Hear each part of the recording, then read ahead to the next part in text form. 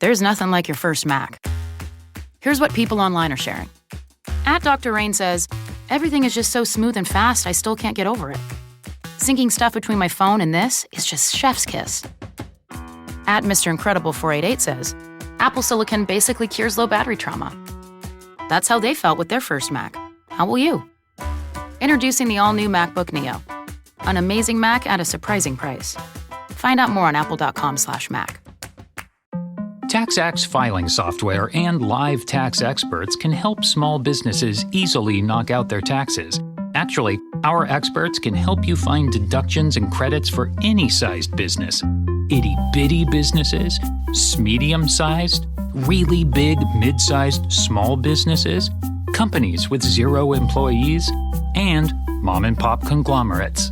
Yep, our tax experts can help all of them. TaxAct. Let's get them over with.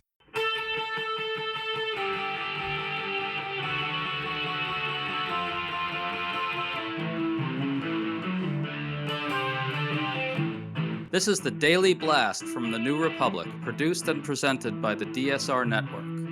I'm your host, Greg Sargent.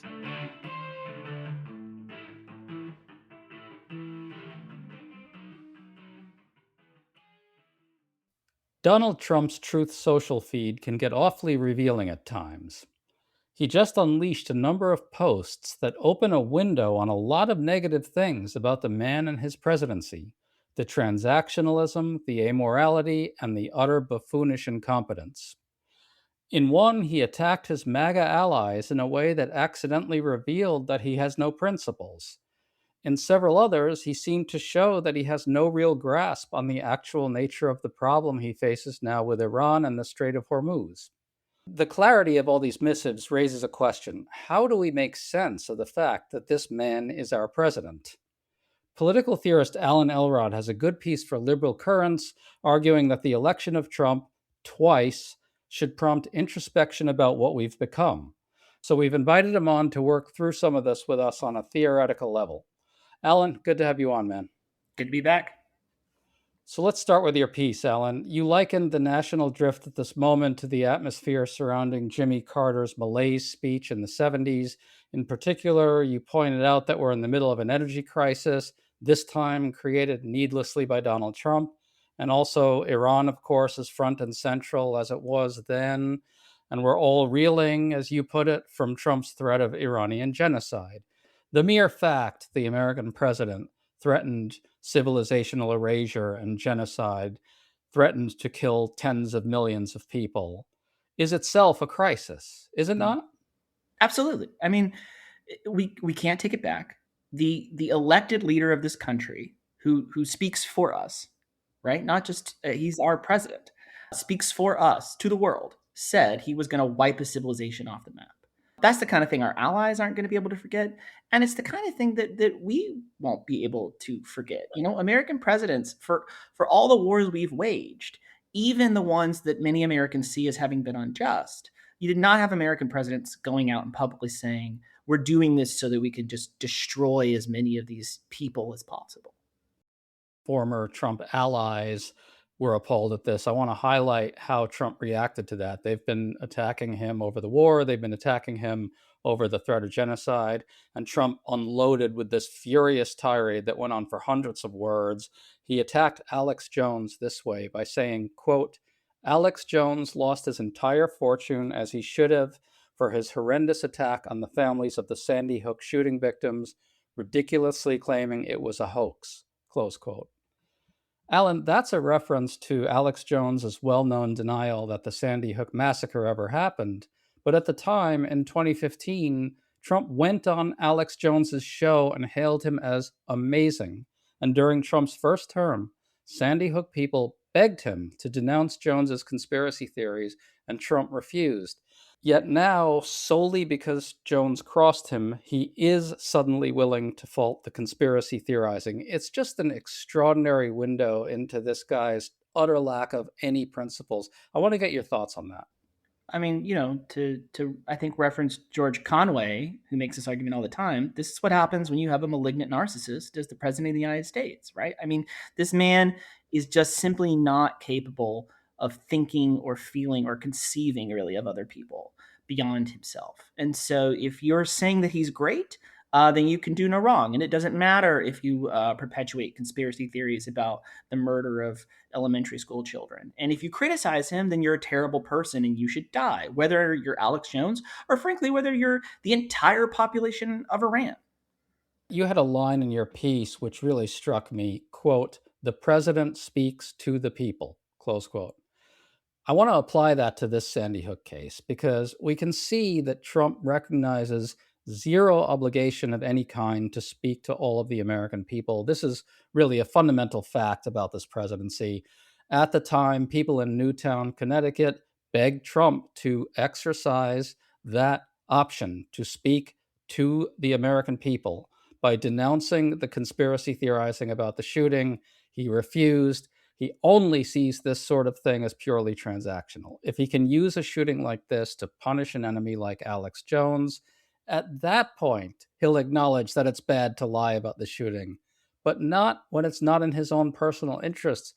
The political theorists like yourself call this personalist rule. Can you talk about that dimension of this and why it essentially abdicates such a major responsibility of an American president?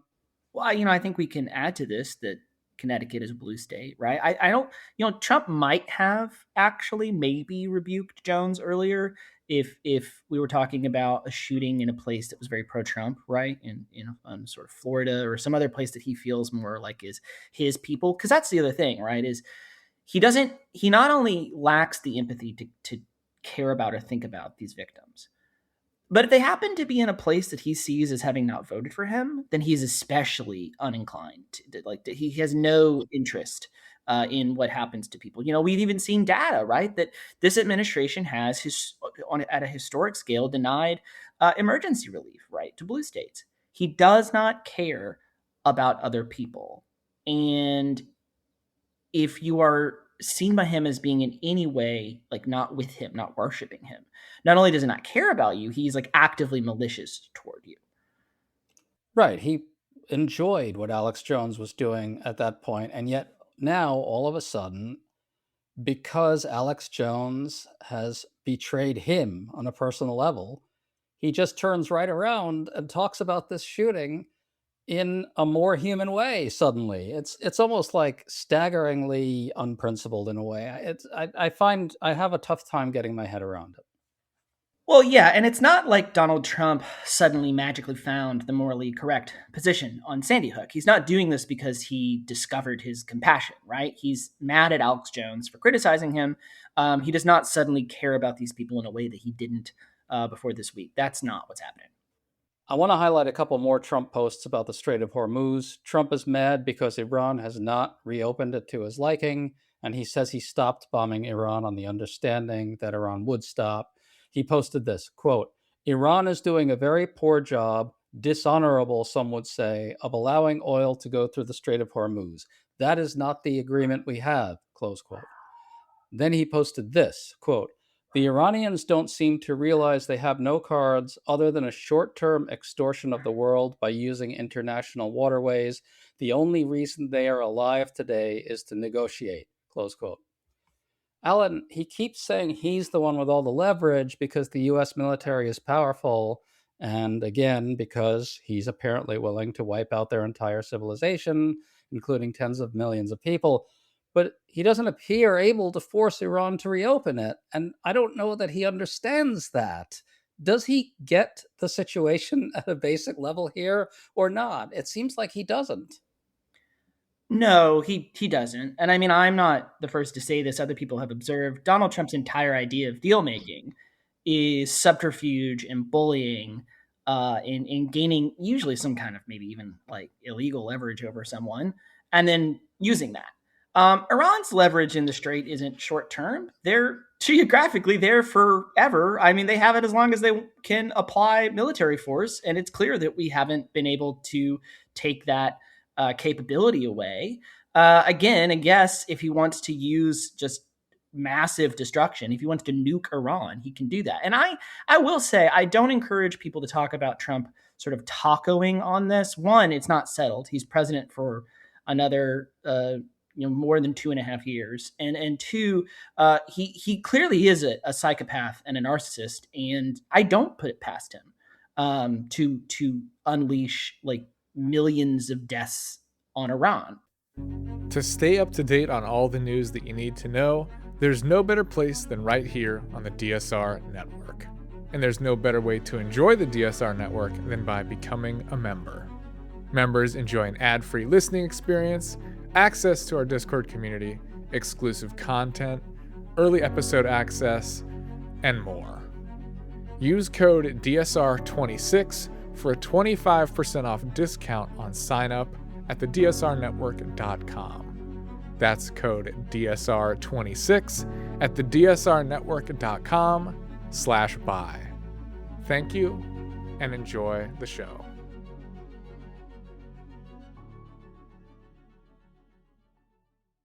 If you thought HBO's Euphoria was intense in high school, saddle up. Season 3 of Euphoria picks up 5 years later, and life looks very different. Hello, Rue. You owe me money. No matter what they're chasing, money, love, or redemption, no one can escape their fate. The problem is, if you make a deal with the devil, there's no turning back. Don't miss the 3rd season of Euphoria, starring 2-time Emmy winner Zendaya. Now streaming on HBO and HBO Max, with new episodes every Sunday. Fox News is now streaming live on Fox One. When it matters most, turn to the voices you trust. We go beyond the headlines, bringing you the stories you won't hear anywhere else. Live coverage, sharp analysis, real perspective. At home or on the go, stay connected when it counts. Stream Fox News on Fox One. Download today. Well, I want to remind people as well that Donald Trump was briefed on exactly this situation. He was told about the Strait of Hormuz's difficulties, its inherent challenges, its geographic challenges, and he just brushed it off, essentially saying, we're so strong we can just overcome anything. And that's what he's discovering is not true. Yeah, he doesn't have any understanding of the limits of raw military force. And, neither does his Secretary of Defense. Well, that's exactly right. Now, here's where we get to the big questions. We've got pure transactional amorality, a personalist presidency that orients all decision-making around his personal interests and corruption, a sociopathic willingness to threaten to kill tens of millions of people, and staggering incompetence that's just so bad that Trump doesn't even know how incompetent he is. You wrote this in your piece, quote, "We cannot pretend that we are well as a nation. No morally healthy country would put this man in power twice. We have become a morally insane, civically disordered, and self-regardingly decadent country," close quote. Why don't you make that case? Go ahead. Well, part of it, I think, is a little bit self-evident, right? Donald Trump is a bad person, and he didn't hide that. He was a candidate in 2016 who bragged about wanting to use force and bragged about his sexual harassment of women, and really in every way laid out that he was a terrible human being. And you could write off 2016 perhaps as a blip, as an accident of people thinking Hillary had it in the bag, and then some tiny marginal votes were around here and there in swing states, and the Electoral College is weird. Okay, and then we did it again, right? Donald Trump was president. He presided over a catastrophic mismanagement of a global pandemic, and then he led an insurrection to try to overthrow the election he lost. And then we put him back in power again. And in his reelection campaign, he wasn't any, more secretive about who he is. He was just as frank. I think it was just as clear who he was. And, did he win with, just amazing majorities? No, he didn't win 60% of the vote, but he won. And this time he actually won the popular vote. So what I've tried to say in this part of the piece is, yes, that is damning. It's damning of the Americans who voted for him. But it's also more generally damning, and I'm sure you want to get into this, of just where the country is as a whole, that this kind of person has been able to dominate our politics for a decade, and that so many Americans are in a place to be, I think, persuaded and seduced by the politics he's offering. Right. So I think we suck pretty bad right now. I don't contest that, right? We are a shithole country in many ways, as he would put it. But let me just sort of offer a slightly different take on this, which I think a lot of political scientists might go for. Okay, point one is voters have always been poorly informed. This is just a fact about politics. It's always been the case. Voters often vote on identitarian grounds. Point number two is that it was an extremely strange and unique situation in which incumbent parties around the world went down to defeat precisely because of the post COVID shock. Voters just weren't really thinking very clearly about exactly who was to blame for what. It was just a purely anti incumbent sentiment.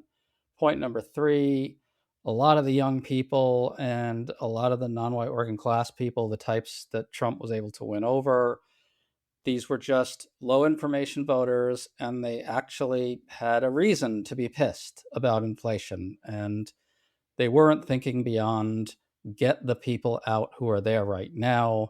Point number four, Biden was a weak communicator. He was in many ways a weak public figure. So, and point number five is that it was an incredibly close election, closer than in other countries where incumbent parties went down to defeat. I just want to point out that there's something of a risk in overreading the meaning of his election. It plays into his hands in certain respects. Now, I don't think you're doing that, but I just, as a general matter, I worry that if we read too much into the meaning of that election, we sort of head down some bad intellectual paths. Am I wrong about that? So I don't think that I would say like that you're necessarily wrong, because I think it's important that we don't say that Americans are necessarily sort of as a majority intellectually committed to Trumpism. But I do think that there's also on the other side of this a chance of underreading. And what I mean by that in the essay is that if we don't take seriously some of these more underlying problems, that we are a deeply isolated and lonely and distrustful country that is focused on material well-being and status and is more dislocated and civically apathetic than maybe we've ever been, that we're going to get more Trumps, because that's just fertile breeding ground for people like him. And so it's not so much that I think there's just, 50 something percent of the country that is committed to Trumpism. But I do think there's just a huge amount of the country that is not doing well. And I mean that in an emotional way. I mean that in a political way, civically. And so I think those conditions, so long as they persist, continue to make us vulnerable to more cycles in the future of this kind of politics. Right. People are very easily manipulated, I think, is the baseline point we can agree on here, don't you think? Yeah, they are. You see it as a social crisis of some kind. I do. I see it as a social crisis. I think it comes down to a combination of the continuing crisis of social capital that people like Robert Putnam have talked about for, at this point, decades. That people aren't joining clubs, they're not getting involved, they don't know their neighbors.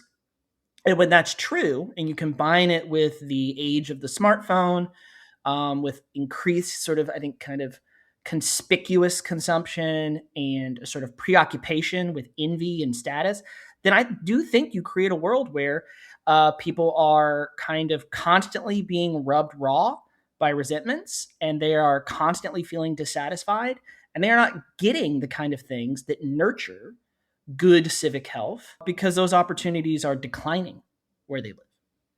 Well, I will say I'm a little skeptical of social crisis mongering on some very big level, but I want to grant your point and bring it back to the Newtown, Connecticut situation, because in a funny way, that sort of bundles a lot of this stuff all together.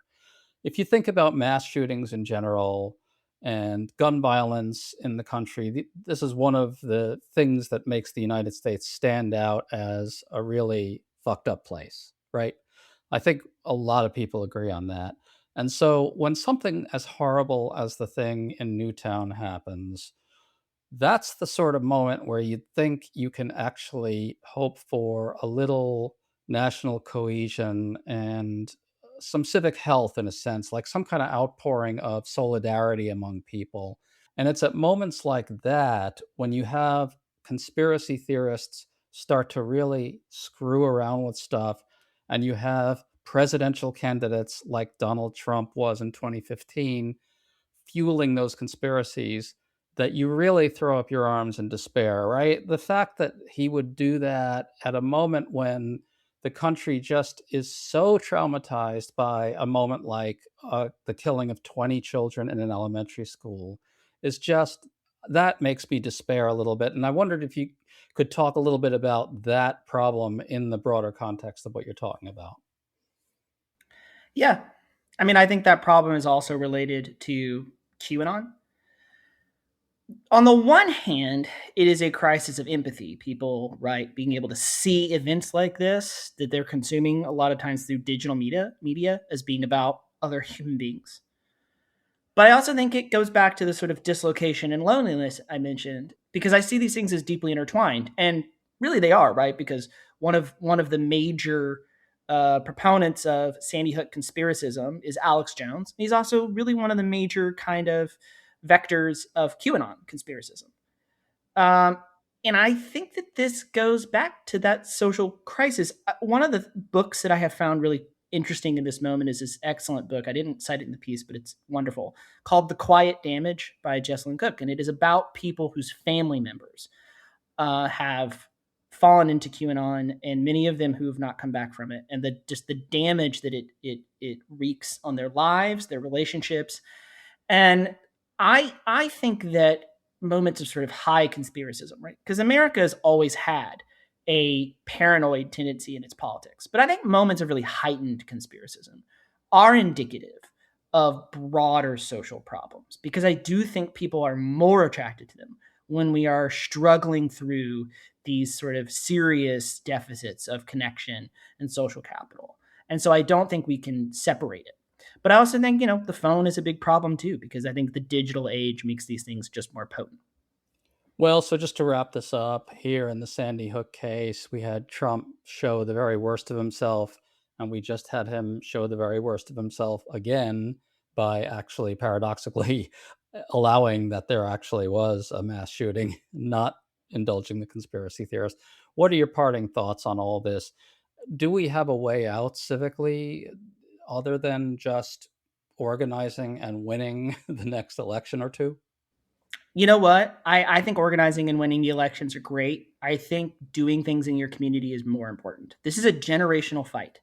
And beating Trump and beating MAGA at the polls is great. But if you don't get out there and know your neighbors, if you don't get out there and try to fix the social capital problem we have, start a book club, start a movie night club, do something like that. If you don't do those things and engage in those kinds of face-to-face interactions that really revive civic life around you, where you are, then I don't think that this is a problem that we're going to get out of anytime soon. That's my hopeful message, actually, because I am hopeful about it. But winning an election is actually the short-term fix. Doing this stuff is the long-term. Well, Alan Elrod, that was all very beautifully said. It's pretty dispiriting, gotta say, though. Alan, thanks so much for coming on, man. Thanks for having me.